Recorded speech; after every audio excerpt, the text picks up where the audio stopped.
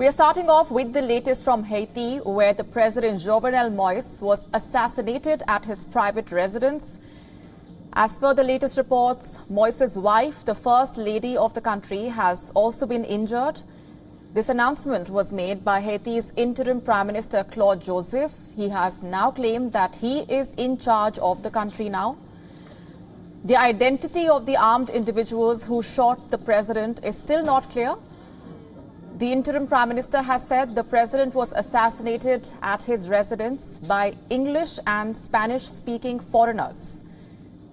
He urged the public to remain calm and insisted the police and the army would be ensuring public safety. Remember, just 2 days ago, the Haitian president, who had appointed a new prime minister, Ariel Henry, would be replacing Claude Joseph, who served as the head of government on an interim basis since April and who also held the post of chancellor. Moise had been ruling one of the poorest countries in the region amid the ongoing political crisis.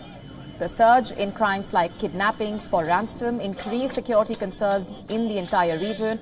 It also reflected the growing influence of armed gangs in the Caribbean country. The Haitian president faced steep opposition. The legislative election in 2018 being delayed in the wake of disputes, including on when his own term was supposed to end. Leaders from across the world have reacted to the assassination of the president. The White House has called the assassination horrific, adding that the United States was ready to help in the investigation of the killing. The European Union Foreign Policy Chief, Josep Borrell, has said that he is shocked upon learning about the assassination of the President Jovenel Moise and warned that this could further destabilize the Caribbean nation. The British Prime Minister Boris Johnson has termed the assassination an abhorrent act and called for calm in Haiti. Tsai Ing-wen, the President of Taiwan, has offered her condolences and wished the First Lady a prompt recovery. The Jamaican Prime Minister, Andrew Holness, also expressed sorrow on Twitter, calling the news shocking and tragic.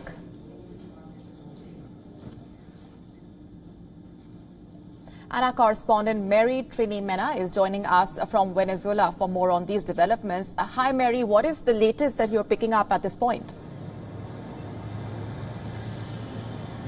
Yes, this is a news that exactly the best word to describe it is shocking for many people in the international community that are reacting right now after the assassination of the president of Haiti.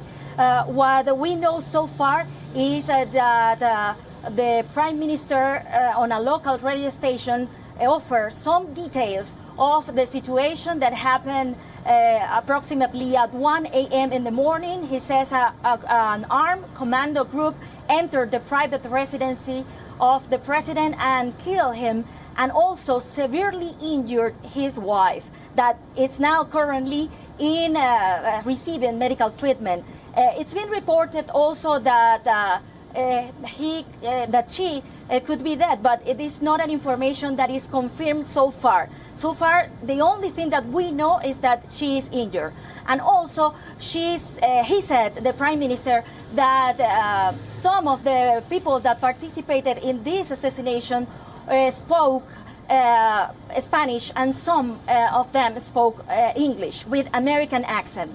It's been reported also from journalists in Haiti that some of those people pretend to be DEA officers from the Drug Enforcement Administration, but of course they were not. They were, as the government is saying, members of an armed group that pretending to be DEA officers entered the residency.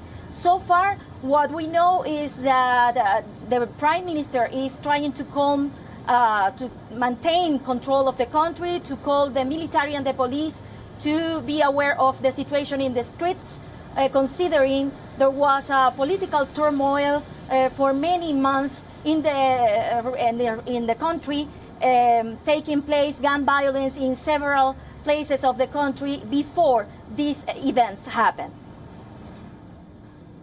Right. If you can give our viewers a better sense then of the circumstances surrounding the president's assassination coming right in the middle of that political crisis, and what happens next? Do we expect the instability to worsen now? Yes.